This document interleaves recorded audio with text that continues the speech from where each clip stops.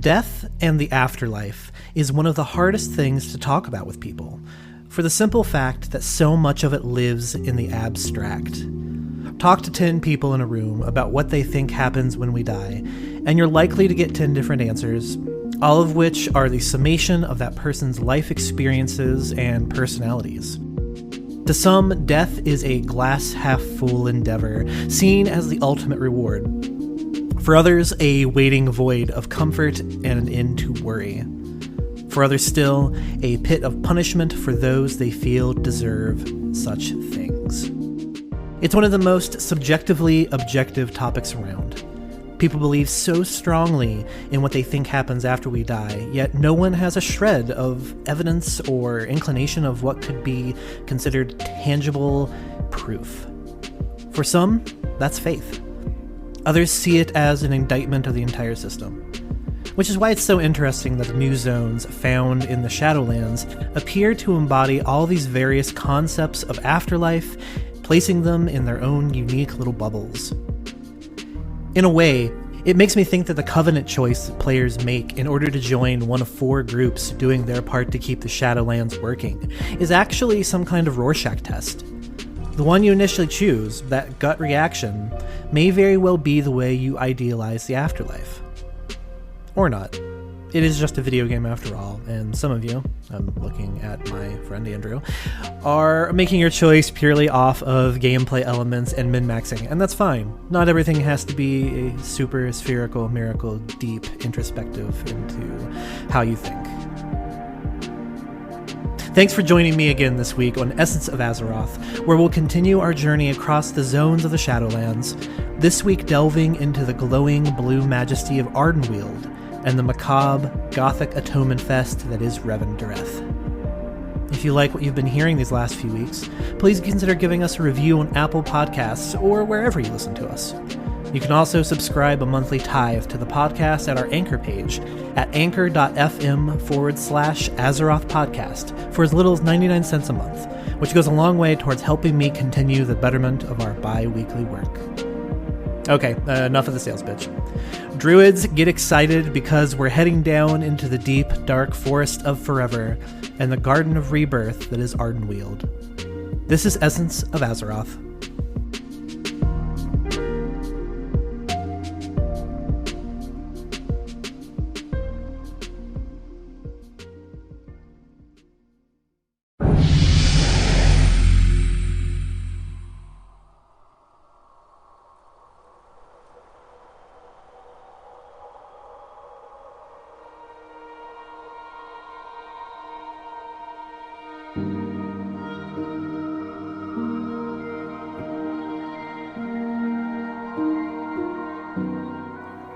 It would be easy to look at Ardenweald as the de facto druid night elf segment of the Shadowlands expansion. After all, it's felt like every expansion has had a major aspect of it have something to do with the life side of the cosmic alignment chart and the night elves specifically. It doesn't help matters that the first thing players do upon landing in Ardenweald is do some cutesy fetch quests for a squeaky sprite and hang out with some of the Night Fae. But what I like about this approach is how it undersells the dark pragmatism at work in the beautiful, shimmering forests of the Shadowlands that has one of the most important jobs in the WoW afterlife, continuing the cycle of rebirth and renewal. At least, typically. As with the other zones, Ardenweald is fundamentally broken and suffering at a core level to perform their job of cultivating the spirits from one reality into life anew. The Warcraft Afterlives short following one such Night Fae responsible for tending to a grove holding the spirit of former wild god Ursoc highlights just how broken things have become, as this grove tender is forced to give up on the bear god for the good of the whole. What should have been a story of rebirth becomes one of heartbreak, as one of the most prominent members of Azeroth's druid pantheon falls once more. Perhaps this is for the best, as it seems that since Wrath of the Lich King, that Ursoc has fell on nothing but hard times. first losing control of the Grizzly Hills in Northrend and his former Furbolg clan worshippers. And of course, later falling to the corruption of the Legion and becoming a raid boss in the Legion expansion's Emerald Nightmare raid. Things have not gone great for Ursoc, and they didn't get any better once the Afterlife short came out, which I highly recommend you go see, but it's also in the game, and when you arrive in Ardenweald, you can speak to an NPC in order to see it. And while Ursoc's tale ending is but one side to the coin, it highlights an aspect of life and death that maybe feels the most optimistic: reincarnation and rebirth.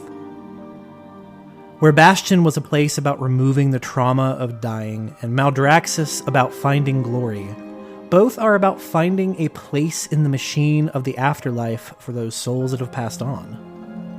Ardenweald is different in that it shows a new side to the cycle of death that World of Warcraft players have seen for 15 years.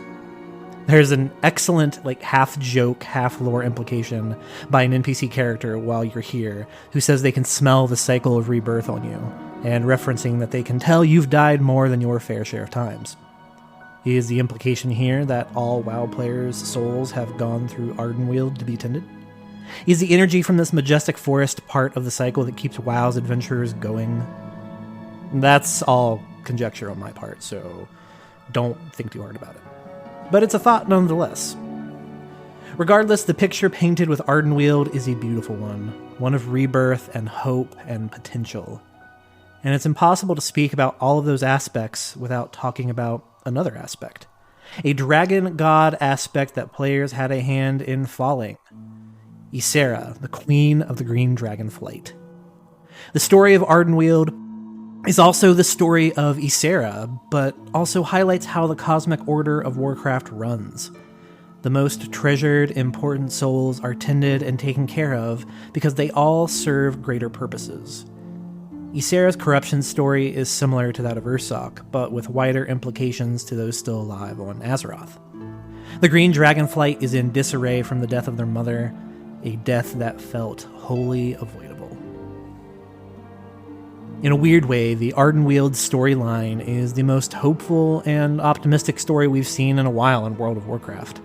The entire chain almost feels like The Wizard of Oz, with the player off to see the wizard and ask for the gift of the kingdom to heal your friend, the Great Green Dragon. The Winter Queen, head of the Night Fae and the entity responsible for keeping things running around Ardenweald, is an interesting figure because she may very well be the first Old One that players have directly seen and interacted with in-game. There's no solid proof of this yet, but the Winter Queen makes a very Mean Girls-esque snap about the revival of Ysera, calling the dragon, quote-unquote, her sister's pet. Is she referring to Elune? It could be given that Ysera's death triggered the player gaining the Tears of Elune in Legion, so all signs would point to maybe. Regardless, it's a first hint at those who came before the Pantheon, which seems to be more and more where the story of Warcraft is heading. I think we'll be looking hard at Ardenweald as more of the story and lore come forward.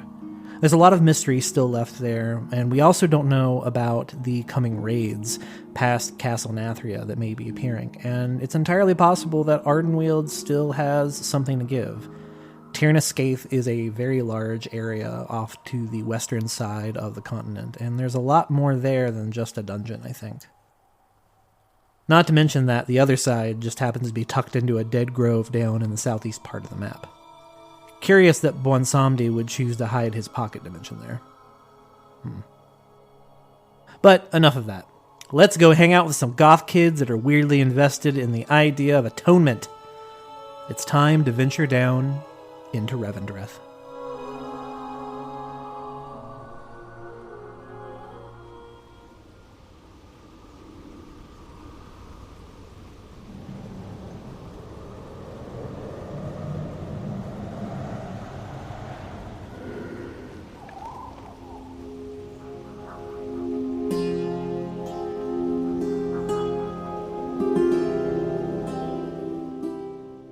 One of my favorite television shows is the Buffy the Vampire spin-off, Angel. I've always connected more with the brooding vampire with a soul because it actually felt like he had a tangible goal in mind, and not just living his life until it gets snuffed out like Buffy seemingly felt like she was doing for 7 years. Atonement is a goal, a journey. If ever there was a thing that was about the steps taken and not the final destination, it's absolution. Of course, the Warcraft way of atonement takes a different spin while also giving players their first look at where some of the biggest lore figures went after dying. Leave the sunscreen at home, we're in Revendreth. I think the biggest fear that most people have about the afterlife is based on the idea of whether or not they were a good person, or what counts as something that requires atonement. When you're young, it's a very binary, black and white concept. All bad things are equally bad. All good things are equally good. Another kid taking the crayon you were using without asking is just as harsh a sin as if they were to break your stuff, to steal, or to hurt somebody. And then as we grow older, it's almost like the complete reverse happens. Suddenly we're stuck pondering the moral implications of every single small thing we do, and wondering if our total good deeds are more than the times we've allowed ourselves to be dirtbags. Not to keep bringing up the good place in this podcast, but I always think about the point tallies shown to the departed when they arrive, tabulating everything that makes up a life. But even past the mental strain that comes along with trying to figure out if that time you didn't pick up your phone when your parents called versus all the times you held open a door for a stranger counts for anything, the idea of atonement is a driving force in almost everyone's fear or apathy of the afterlife. This is especially interesting when it comes to Christianity because, quite honestly, it's an aspect that's lost the plot. What used to be an almost heretical thought 50 years ago, there's growing theological sentiment behind the idea that there isn't any hell at all. And before you start trying to cite Bible verses talking about lakes of fire and hellfire and brimstone, I'll stop you right there. After all, this is a Warcraft podcast and not a theology debate. But it doesn't change the fact that a lot of people put vested interest in the afterlife because of its potential for punishment. Both to punish our own sins, but to punish the sins of those throughout our lives that seemingly slighted us. And Revendreth is all about that. As soon as your character arrives, there's an almost cheerfulness that a potential torture subject has arrived to be cleansed.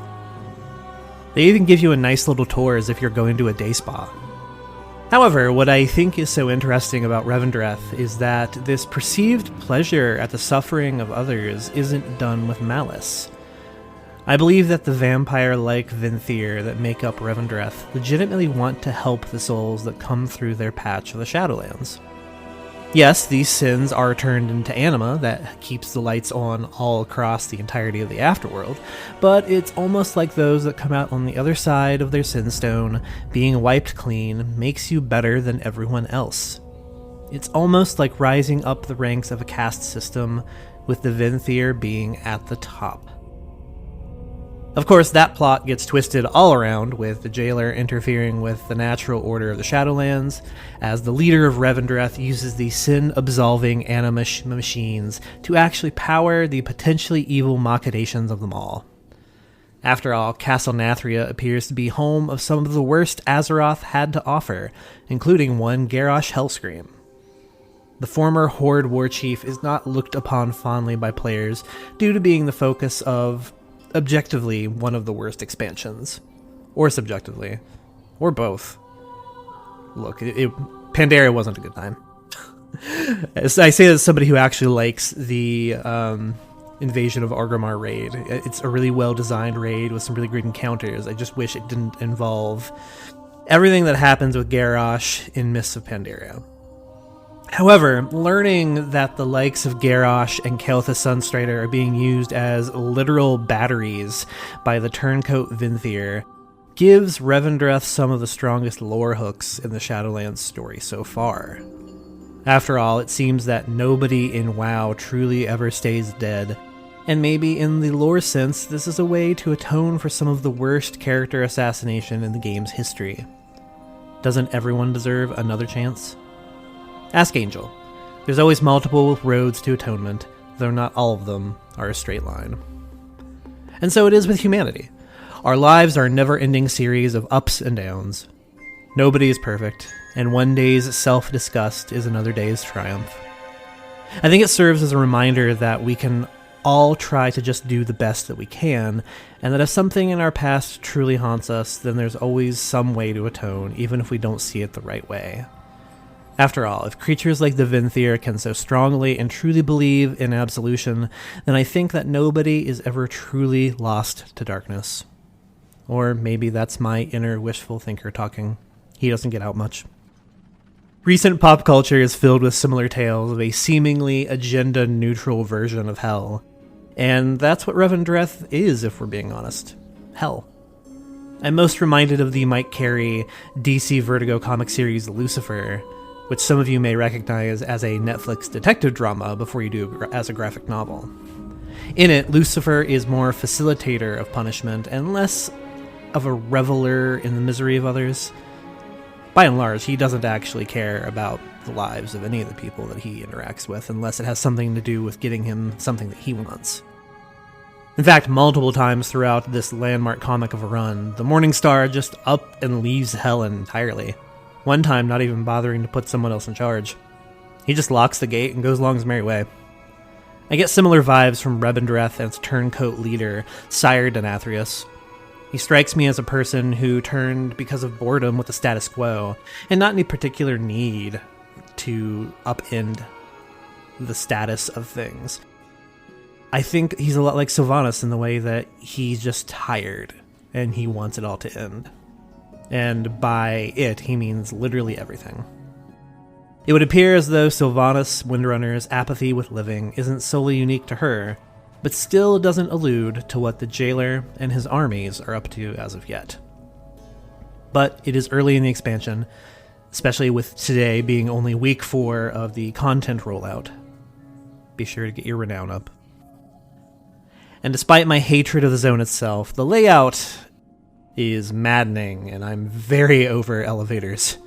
Despite that, Rebirth is a fascinating examination of what atonement means in a war crimes-fueled universe.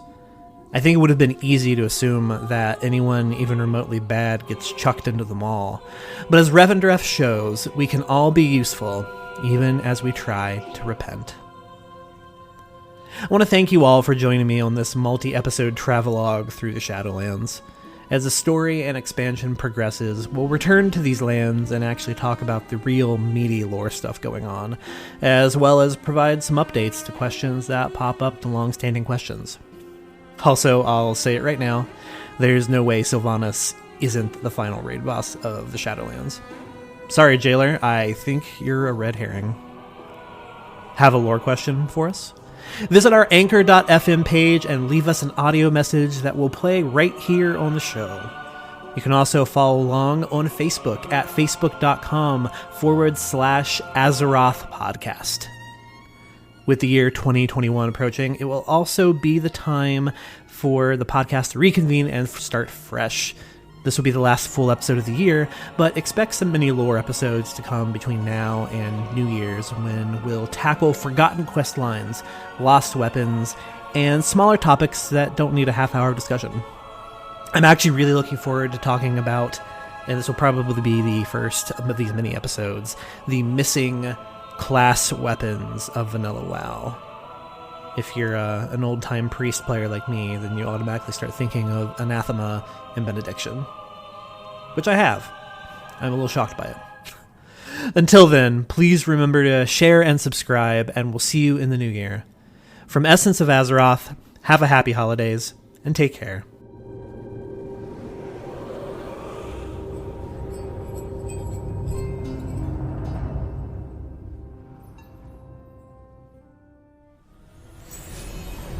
My queen, please help us. This is of my sister. Why have you brought it to me? This one is slipping away. Our duty is grim. Many have been lost. Why would I save her pet